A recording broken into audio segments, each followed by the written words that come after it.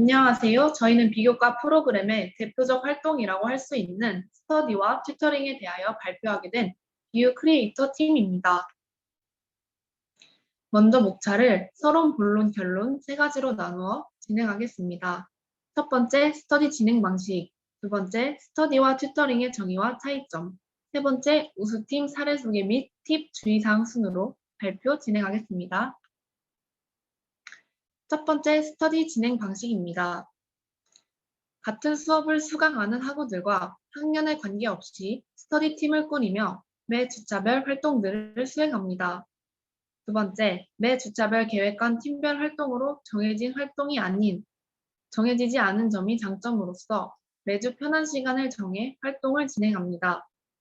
세 번째, 활동 후 보고서 제출하기. 활동을 마치면 매주 활동 보고서를 제출하여야 합니다. 제출까지가 스터디 활동에 포함되니 제출 기간에 착오 없으셔야 합니다. 추가적으로 제출 기간은 약 일주일입니다. 스터디 경험담 및 느낀 점. 저의 스터디 첫 활동은 전공 과목이었습니다. 같은 수업을 수강하는 스터디원들을 모집하고 실주간 매주 진행될 활동들을 계획하며 비대면으로 이루어지는 활동이 설레기도 하고 걱정도 되었습니다. 매주 수업 내용을 복습하는 데에는 스터디만한 활동이 없다고 생각이 들었는데 그 이유는 수업 내용을 요점을 중심으로 정리하고 어려운 부분을 설명해주며 부족한 부분을 보충할 수 있는 시간이 되었기 때문입니다. 느낀 점 두 번째, 비대면으로 수업을 진행하며 수업에 집중하기도 어렵고 이해가 되지 않는 부분은 혼자 끙끙거리며 공부하느라 힘들었던 적이 있었습니다. 이러한 부분들을 같은 처지에 있는 학우들과 함께 공감하며 공부하다 보니 서로 의지할 수 있는 관계가 되고 성적까지 오르는 긍정적인 결과를 얻게 되었습니다. 또한 비대면 강의로 인해 입학 후 친구를 사귀지 못한 아쉬움을 스터디 활동을 통해 좋은 인연을 만나며 위로받을 수 있었습니다.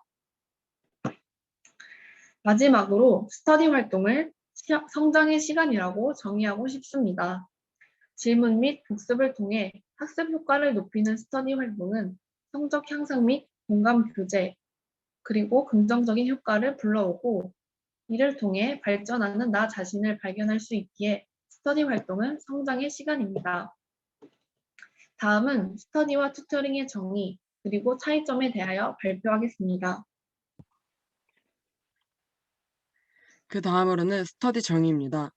스터디란 학생들이 모여 학습 파트너로서 서로의 부족한 점을 보완하고 조금 더 효과적으로 학습할 수 있는 방법을 찾아가는 또래 협력 학습 프로그램입니다. 스터디의 핵심 역량입니다. 문제 해결 역량, 협업 역량, 의사소통 역량이 있는데요. 문제 해결 역량이라 문제를 창의적으로 분석, 통합하고 스스로 문제를 해결할 수 있는 역량입니다. 협업 역량이라 상호 협력과 경쟁의 과정을 통해 집단적 지적 능력을 발휘하고 결과로서의 산물을 생산해낼 수 있는 능력입니다. 의사소통 역량이란 언어적, 비언어적 매체를 통하여 자신의 생각과 감정을 효과적으로 표현하고 타인 및 주변 환경과 상호작용하는 능력을 뜻합니다. 스터디의 주제 소개입니다. 스터디란 교과목 스터디, 주제별 스터디, 온라인 공개 강의 스터디가 있는데요. 교과목 스터디란 같은 전공 교과목을 수강하는 학생들과 팀을 이루어 교과목 내용을 학습하는 것입니다. 여기서 교과목은 모두 신청 가능합니다. 주제별 스터디란 분반 교과목, 교양, 교과목을 수강하는 학생들과 팀을 이루어 교과목 내용을 학습하는 것, 그 다음에 다양한 관심 분야의 실용적 지식에 대한 내용을 팀을 이루어 학습하는 것입니다. 온라인 공개 강의 스터디란 KMOOC 교과목을 수강하는 학생들과 팀을 이루어 교과목 내용을 학습하는 것입니다. 스터디 그룹 팀 구성으로는 3명에서 5명이고 1명당 2팀까지 참여가 가능합니다. 그리고 각 주차당 학습 시간은 3시간 이상입니다. 튜터링의 정의입니다. 선수강화 튜터가 현 학기에 수강하는 튜터와 함께 공부하며 협동학습을 통해 전공 및 교양 수업의 이해도를 높이는 프로그램입니다. 방금 말한 부분 중에서 이상한 부분이 있지 않았나요? 튜터를 소개해서 현 학기에 수강하는 튜터가 아니라 튜티였습니다. 그 다음으로 넘어가서 튜터링의 핵심 역량입니다. 성김 리더십 역량, 협업 역량, 의사소통 역량이 있고 협업 역량과 의사소통 역량은 앞에서 말씀드린 스터디 핵심 역량과 같기에 이는 생략하겠습니다.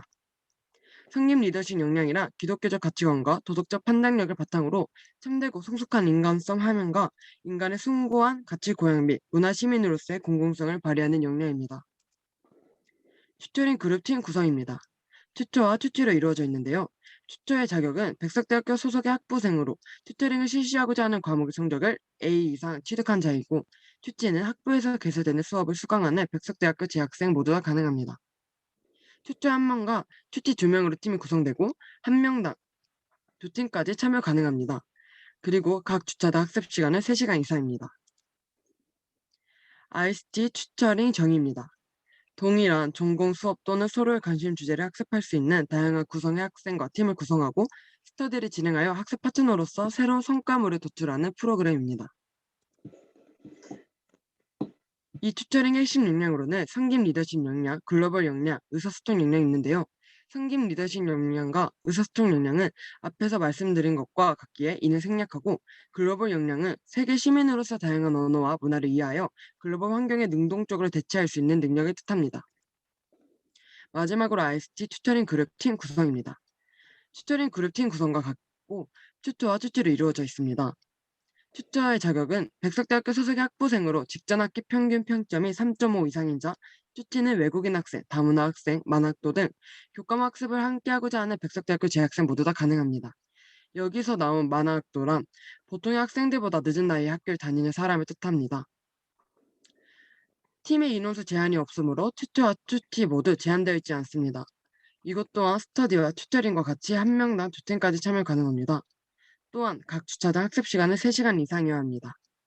이렇게 해서 스터디 튜터링의 정의와 역량 소개, 그리고 팀 구성까지 이야기했습니다. 그 다음으로는 스터디 튜터링의 우수팀 사례 소개입니다.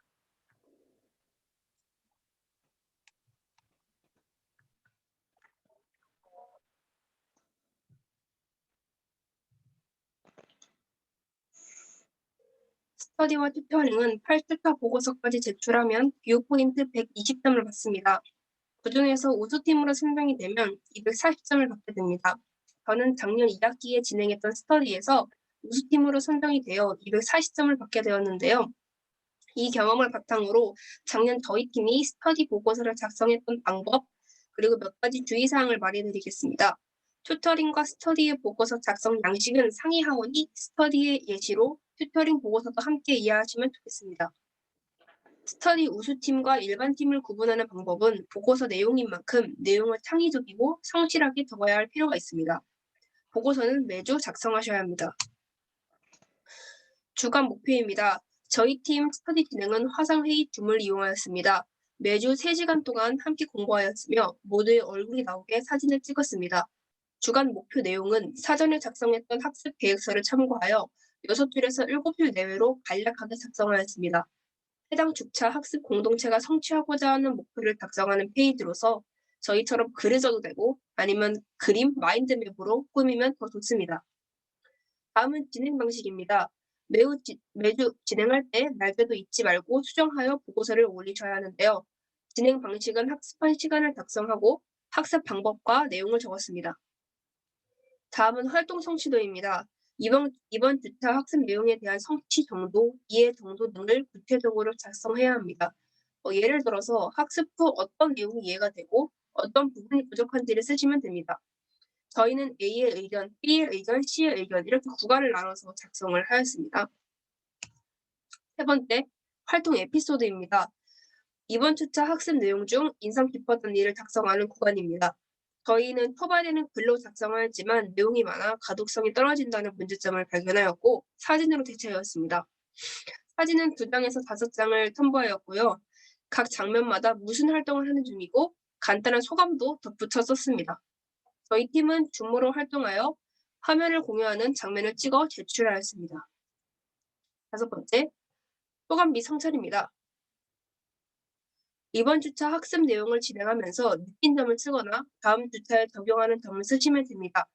여기서 팁은 학습 성취도 작성과 달리 학습 내용을 적는 것보다는 본인이 활동하면서 느낀 감정, 성장한 모습 발견, 반성하는 모습을 작성하시면 좋을 것 같아요. 저희 팀은 3명의 분량을 각자 작성하였습니다. 마지막으로 주의사항에 대해 말씀드리겠습니다. 일주일에 한 번은 보고서를 작성해야 되고요. 시간이 지나면 제출칸이 닫힙니다. 두 번째, 사진 찍을 때 외부 환경에 노출되어 있는 것이 아니면 마스크를 벗고 촬영하시면 좋겠습니다. 세 번째, 날짜 수정을 매주 꼭 해주셔야 합니다. 저희 학교 비교과 프로그램 중 스터디와 튜터링은 가장 대중적인 활동입니다. 저희는 코로나19로 대면 수업이 어려운 시국에서 두 개의 프로그램은 학습 동기를 주는 좋은 프로그램이라고 느꼈습니다. 뿐만 아니라 대면 수업처럼 친구를 사귀게 되었습니다. 여러분, 1학기 때는 스터디와 튜터링 이 두 개의 프로그램을 꼭 참여해보세요. 이상 마치겠습니다. 감사합니다.